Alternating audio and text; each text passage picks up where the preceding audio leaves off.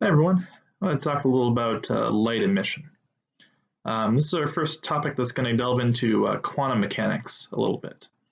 The term quantum mechanics comes from the very smallest possible pieces of things, which are generally called the quanta of things.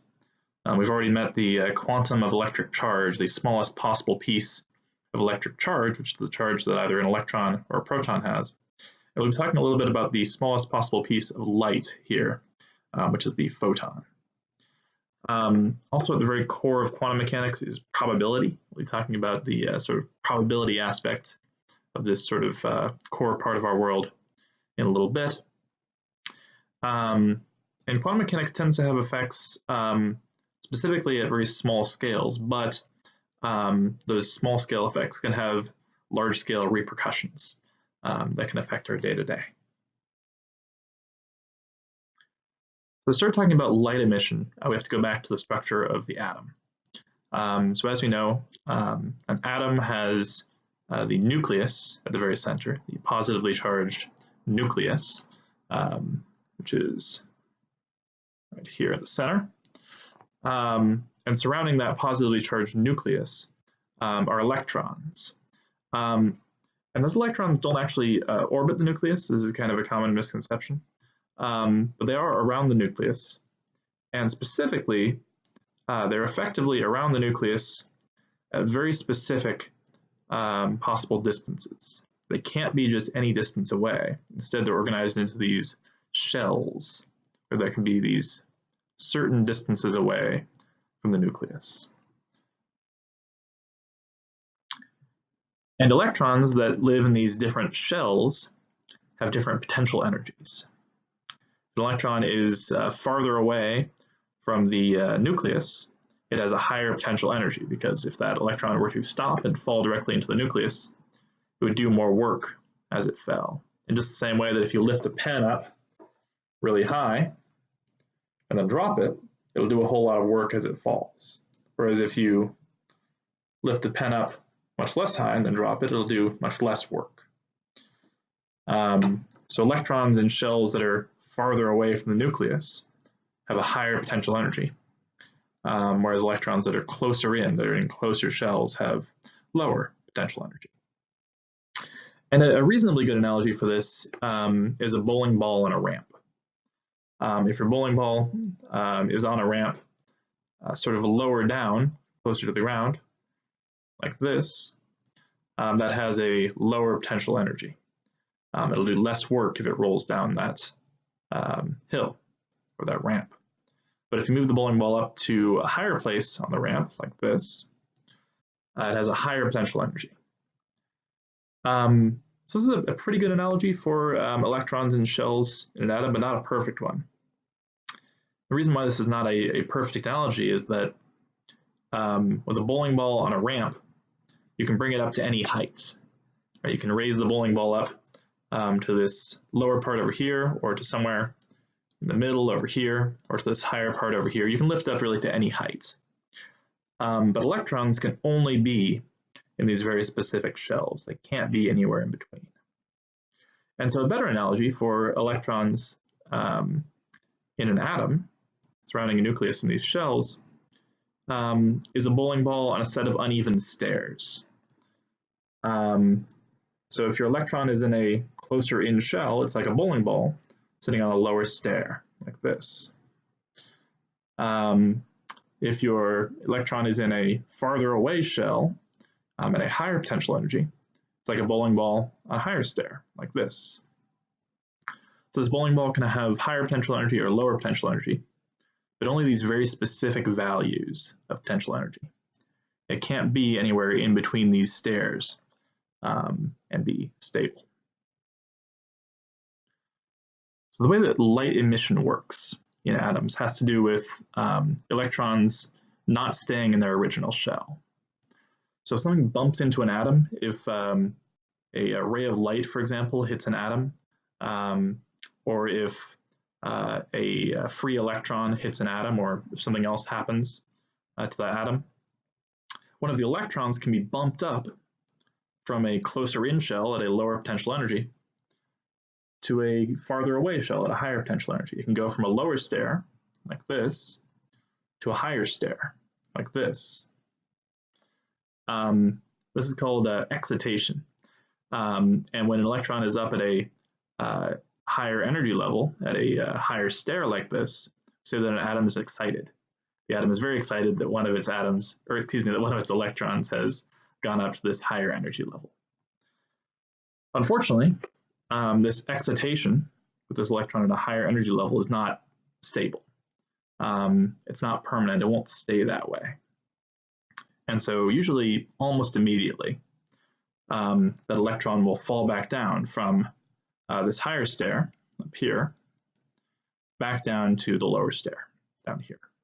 What a shame. And when it does so, when that electron falls down from that higher stair to that lower stair, which is a process called de-excitation, the energy of the atom will go down. The energy of the atom will go down because the potential energy of that electron went from this higher value at this higher stair up here to a lower value at this lower stair down here. The energy of the atom will go down. But we know for sure at all times that energy is conserved. Energy can never be created, it can never be destroyed. And so an electron just going down from this higher energy level to this lower energy level would be destruction of energy. So something else has to happen. And the other thing that happens is that a photon is shot out by that atom. And a photon is a particle of light. It's the smallest possible piece of light, sometimes called the quantum of light. The piece of light at a certain frequency with the very lowest possible energy. So a photon of light is shot out by this atom. And so this process is light emission. So in order for an atom to emit light, the atom has to become excited by being hit by something else, usually a beam of light or a sort of rogue electron. And then it has to undergo de-excitation of the electron falling back down from that higher stair to that lower stair and emitting a photon, a piece of light. And because energy is conserved, the energy of that photon that's emitted when an electron falls back down from a higher stair to a lower stair is equal to the difference in energy between those two stairs, the difference in potential energy. So not all photons have the same energy. The energy of a photon being emitted, again, is equal to the energy level difference between those different shells. And not all kinds of light have the same energy in their photons. So we know that different types of light have different frequencies. There's a spectrum of different frequencies. Redder light has lower frequencies. So red light or infrared light or radio waves, things like that, have lower frequencies. And so they oscillate like this at these low frequencies. It's a bit exaggerated. Whereas bluer light, things like blue light and violet light and ultraviolet light and X-rays have much higher frequencies. And so they're vibrating like this very rapidly. And this very rapid oscillation means that bluer light, that is higher frequency light, has higher energy in its photons. So the energy of a photon is proportional to its frequency. And what this means is that when you have different differences in energy level, so different distances between shells effectively, the light that's emitted, the photons that come from that change in energy, have different energies and therefore different frequencies. So different elements have different staircases. They have actually different energy levels, different shells. And so when they emit light, different elements will emit light of different frequencies, so of different very specific colors. So every element has its own unique set of shells, its own unique staircase, you could say. And depending on that staircase, these different elements will emit different very specific frequencies of light. So over here on the left, for example, we can see one element that has its own very specific staircase. And light can be emitted by an electron falling from the second stair up here down to the first stair down here. That might emit something like green light, sort of a medium visible frequency. But you can also have an electron falling from this third stair up here, again down to this first stair. And that would be a higher energy, and therefore a higher frequency. It might be something like violet light. You can also have an electron falling from this third stair down to the second stair. Well, that would be a somewhat lower energy, a lower frequency. It might be something like a dark red. But a different element will have a different staircase. So something like neon has a different staircase from something like mercury, and a different staircase from something like oxygen. So another element might have a staircase like this over here. And an electron could fall from the second stair down to the first stair. That would be a fairly low energy. It might give you something like red. It could fall from the third stair down to the first stair. A somewhat higher energy might give you something like yellow, and so on. So every element has its own unique staircase, which gives you a specific set of frequencies emitted by that element. And that specific set of frequencies emitted by a given element is called the emission spectrum of that element. And every element has a unique emission spectrum. It's kind of like a fingerprint for that element. So if you take a gas of a given element and you essentially electrify it, you run a high voltage AC through it, alternating current. The electrons in that AC will excite the atoms of that gas, undergo de-excitation, and emit light of these very specific frequencies, which again act like a fingerprint for that element. So hydrogen will emit red light of this really specific frequency over here, will emit sort of a teal and a blue and kind of a purple, and a lot of these little sort of violet lines.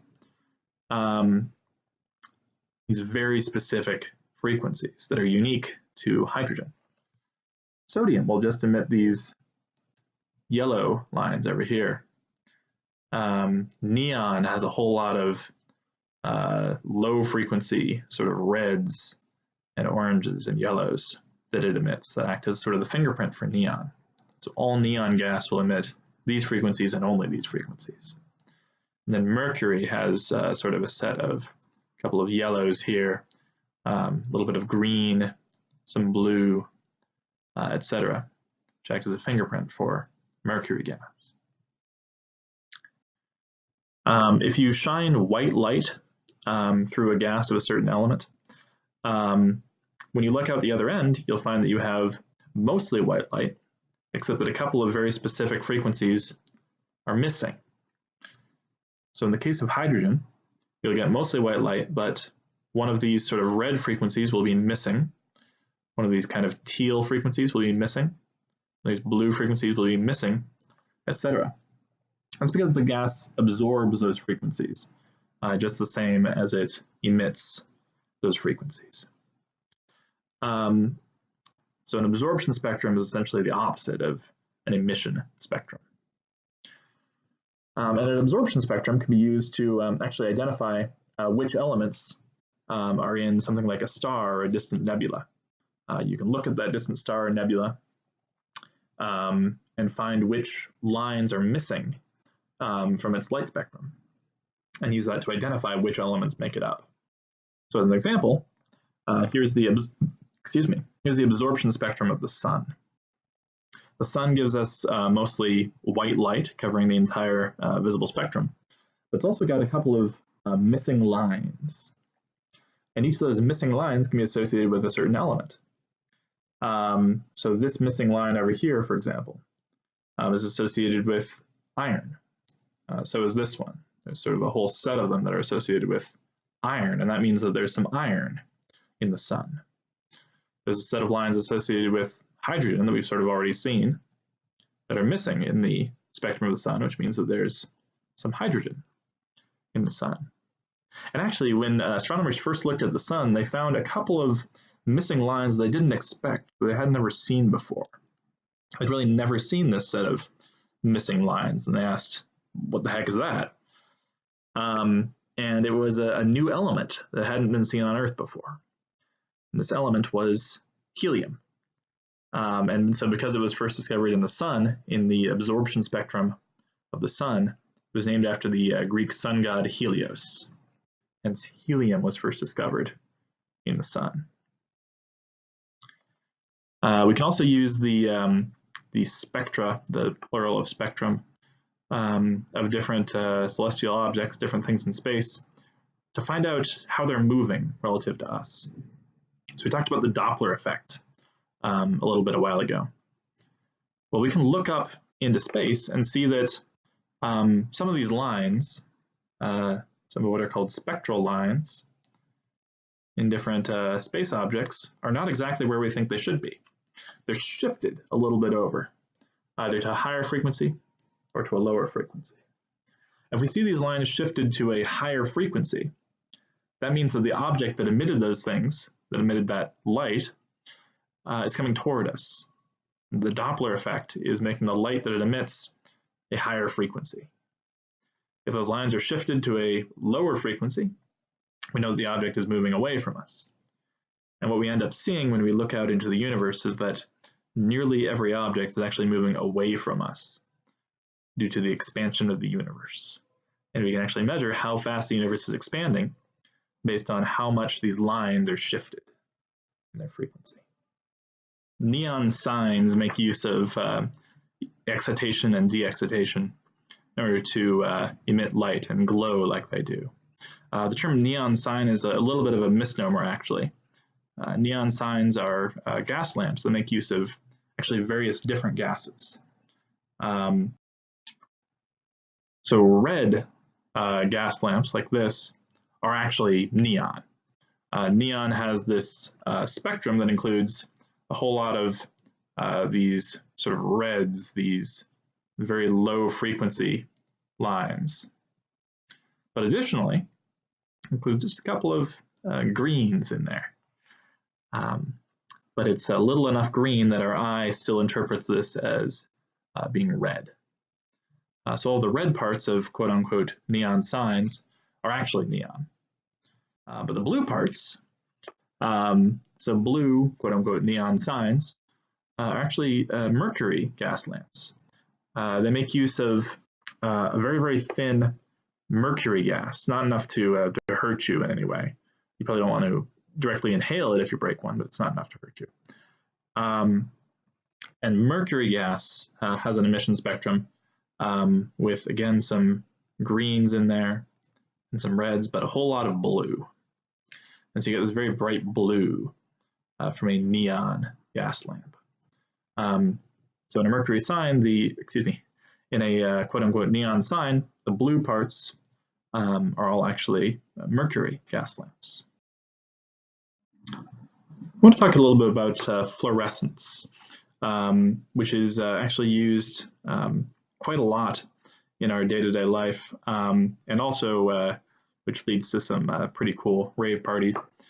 So excitation of atoms can happen in a couple of different ways.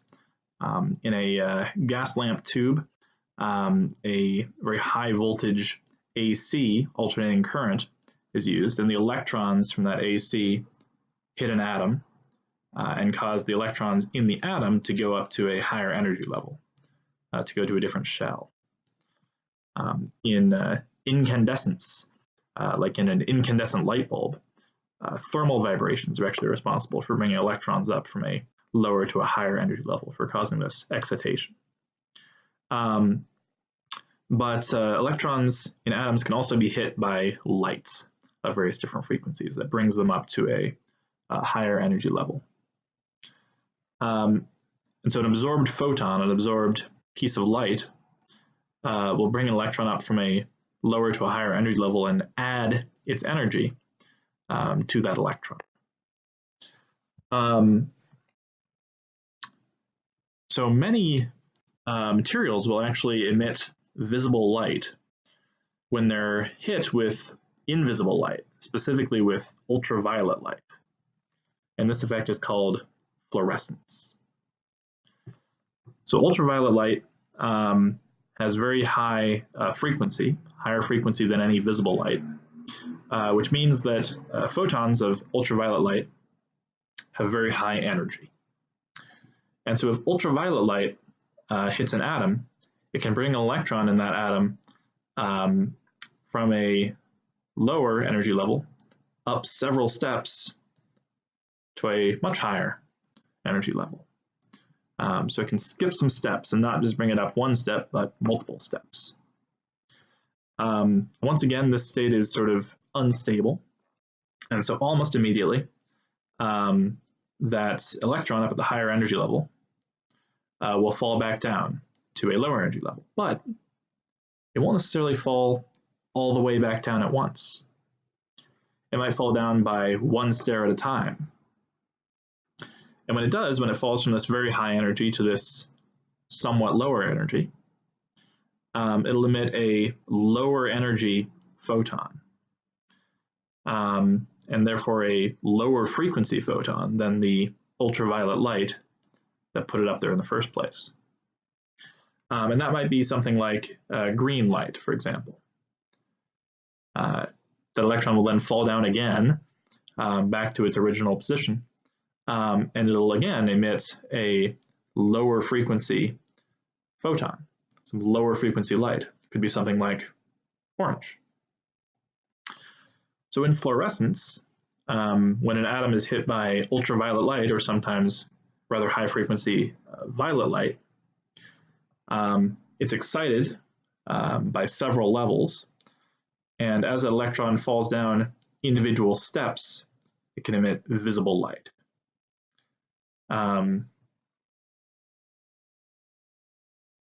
So because of fluorescence, many materials will glow under black light, which is just an ultraviolet light. So you can see a couple of fluorescent paints here that are under black light, under an ultraviolet light, and they're glowing to various extents. There's a related phenomenon called phosphorescence, which is very, very similar to fluorescence. You shine a higher frequency light on something, and it emits lower frequency light, usually visible light. But in the case of phosphorescence, this process takes a very long time. And so something can be essentially charged up by shining higher frequency light at it, and then over a very long period of time will emit lower frequency light. So phosphorescence is responsible for glow-in-the-dark materials. Fluorescence is also used for very practical purposes. Fluorescence is used in fluorescent lighting. So fluorescent lights like this one actually have sort of two parts to them, and they actually use emission, or they use, excitation and de-excitation twice. So usually a fluorescent tube light like this one actually has a gas lamp on the inside. And the gas that's used most often in these gas lamps is mercury gas. We can see it over here. This is a fluorescent light where half of it is coated, the right half, and half of it is uncoated, that's the left half. So inside of a fluorescent light you have actually mercury gas, again, thin enough to not be of any harm to humans. And when high voltage AC is put through that mercury gas lamp, it glows, it looks blue to us, and it emits all these very specific frequencies. These are the this is the emission spectrum of mercury, which we saw previously. But in addition to all of those visible frequencies of light emitted by mercury, there's a very bright invisible frequency emitted by mercury. Mercury gas lamps emit a whole bunch of ultraviolet lights. And ultraviolet light, of course, can trigger fluorescence. So fluorescent lights are coated in this white fluorescent coating, which is over here on the right. So they're coated in this essentially dust of fluorescent stuff. And when the ultraviolet light from this mercury gas lamp hits that fluorescent stuff, hits that fluorescent coating, it glows very brightly white. So this coating essentially takes this ultraviolet light and transforms it into visible light that we use to see.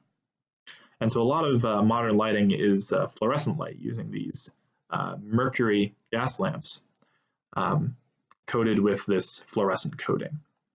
This ends up being much, much more efficient than traditional incandescent lights. It uses much less electrical power to give the same amount of brightness. These are being slowly replaced as well by LEDs, or light-emitting diodes, which we won't really get into in this class, which are more efficient still. And a lot of streetlights are transitioning from actually sodium gas lamps. So over here we have sodium gas lamps. And these sodium gas lamps emit yellow light. They have these essentially two very bright specific yellow frequencies they emit. And so these sodium gas lamps look very yellow, but they're slowly being replaced by LED streetlights, which emit white light. You can see the very dramatic difference here.